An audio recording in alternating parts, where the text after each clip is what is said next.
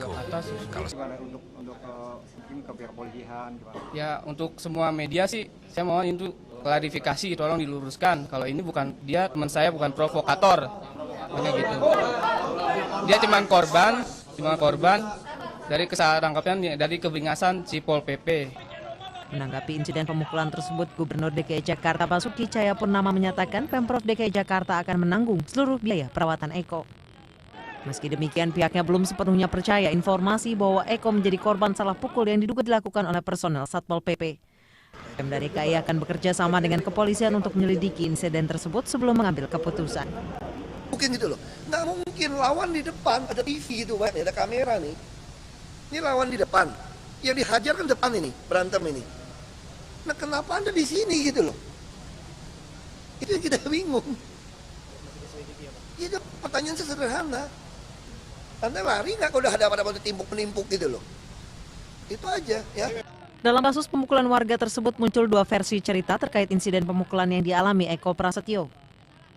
Eko yang merupakan warga Gang Banten 8 RT 04 RW 05 Balimeister Jakarta Timur disebut sedang melintas ketika bentrokan terjadi. Eko kemudian langsung diberhentikan oleh sejumlah petugas Satpol PP. Petugas Satpol PP disebut langsung memukuli Eko dengan kayu dan benda tumpul lainnya. Meski Eko telah menjelaskan tujuannya untuk menjemput sang adik yang bersekolah di kawasan Balimeister. Sementara itu versi kedua menyebutkan Eko sedang dimintai tolong menjaga warung milik tetangga yang bernama Halili ketika bentrokan terjadi. Tim Liputan Metro TV. Gubernur Basuki Cahayapurnama atau Ahok kembali menegaskan tidak akan memberikan ganti rugi kepada warga Kampung Pulo. Selain itu, Ahok mengimbau agar masyarakat tidak mudah terpancing dengan informasi menyesatkan yang akan memperkeruh suasana. Kamu kalau punya rumah sewa 10, dapat 1, marah nggak? Marah. Tapi pertanyaan saya, berhak marah nggak kamu? Sudah nyewain rumah di tanah negara.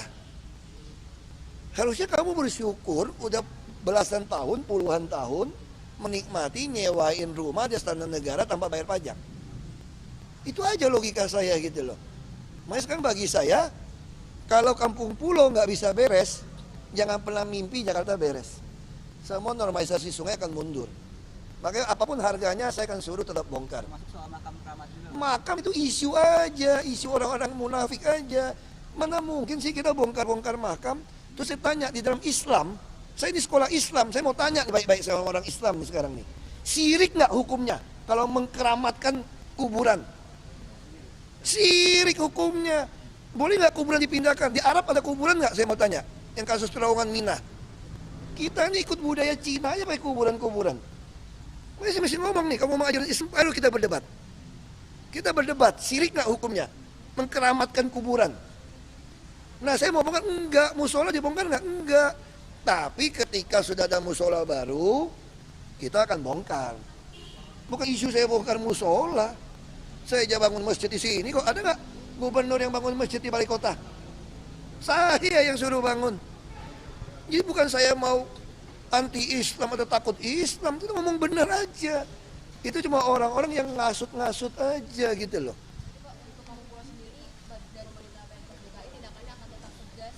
Tetap tegas, tidak ada ganti rugi apapun. Kalau nanti yang di tengah udah beres, di tengah kita akan bangun. Saya udah janji kalau punya tanah lengkap 1,5 kali kasih Anda. Nggak ada pemerintah yang lebih baik, pemerintah kota lebih baik daripada kami kalau menurut saya. Kamu cari di dunia, ada orang pindahin barang kayak dulu dari Marunda, Muara Baru, kasih full nih. Kamu cari aja di dunia. Kamu tanya sama orang PBB, kamu jawab saya PBB. Dia laporin saya ke Komnas HAM PBB. Saya bilang, Ibu jawab saya dari Brasil. Negara kamu pindahin orang miskin dari sungai, dari waduk, melanggar aturan, nggak dihukum, terus dikasih. Masih jual lagi, nggak kita tangkap. Dijual-jualin kan. Nah sekarang kenapa jadi marah orang? Kenapa sekarang pindah rusun udah malas? Dulu lebih semangat. Karena dulu begitu masuk, KTP belum diganti, jual. Over hak sewa, pembelinya langsung ganti KTP. Sekarang saya enggak, saya rubah strategi.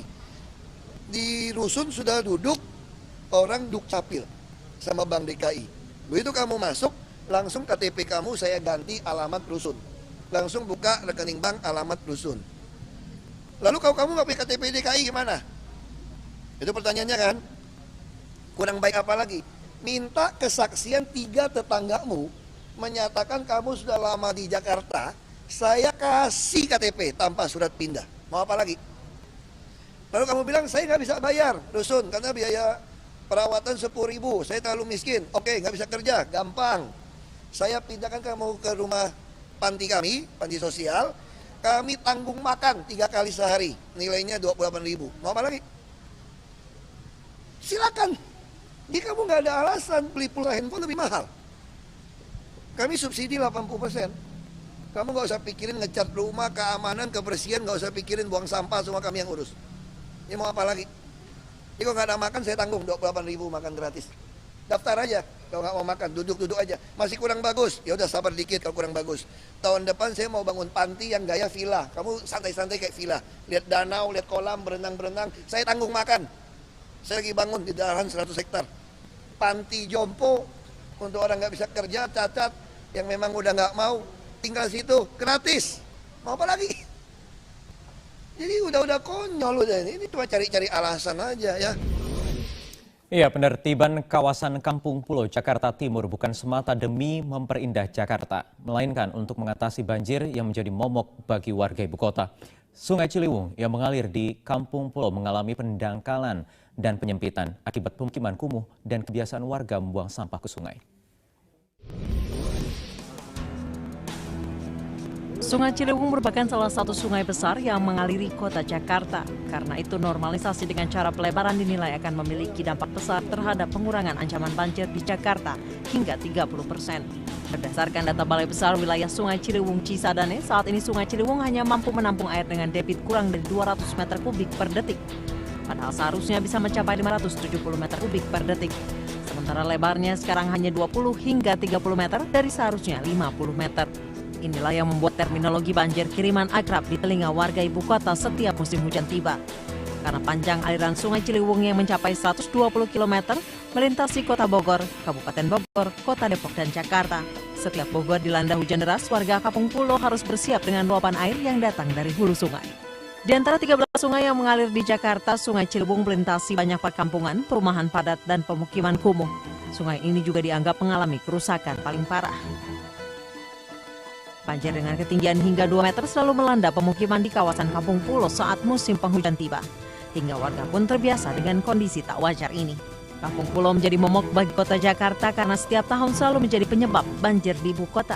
Daerah yang seharusnya menjadi jalur hijau sebagai serapan air malah dijadikan pemukiman padat penduduk. Hal ini menjadikan sungai semakin menyempit dan mendangkal. Ditambah kebiasaan warga yang membuang sampah ke sungai menyebabkan sungai tidak mampu menyangga banjir. Karena itulah pemerintah Provinsi Jakarta memutuskan untuk merelokasi warga Kampung Pulo tepatnya di RT 1 hingga RT 03 ke Rusunawa, Jatinegara Barat yang telah disediakan. Setelah merelokasi warga, Pemprov DKI akan menormalisasi Sungai Ciliwung yang mengalir di Kampung Pulo kembali ke fungsi utama sebagai penyangga banjir di Jakarta. Normalisasi akan dilakukan di sepanjang 19 km area Sungai Ciliwung. Dalam peta baru Ciliwung, daerah pemukiman yang telah dikosongkan akan menjadi sodetan atau jalur pengalihan beban air untuk mereda banjir ibu kota. Program normalisasi yang dimulai sejak 2013 ini ditargetkan selesai pada tahun 2016. Untuk menyelamatkan Jakarta memang harus ada yang dikorbankan, ya artinya mengorbankan lah untuk ini. Artinya mereka yang sudah berkorban harusnya memang kita dukung lah, mereka hidupnya akan lebih baik. Karena apa? Karena normalisasi menjadi sebuah pilihan untuk menyelamatkan Jakarta dari ancaman banjir. Akibat banjir, kerugian ekonomi di tahun 2014 mencapai 12 triliun rupiah. Sementara hingga Februari 2015, data Kadin DKI Jakarta mencatat aktivitas ekonomi lumpuh dan menyebabkan kerugian hingga 3 triliun rupiah. Normalisasi sungai menjadi salah satu cara agar kelak banjir tidak lagi melanda ibu kota. Tim Liputan, Metro TV.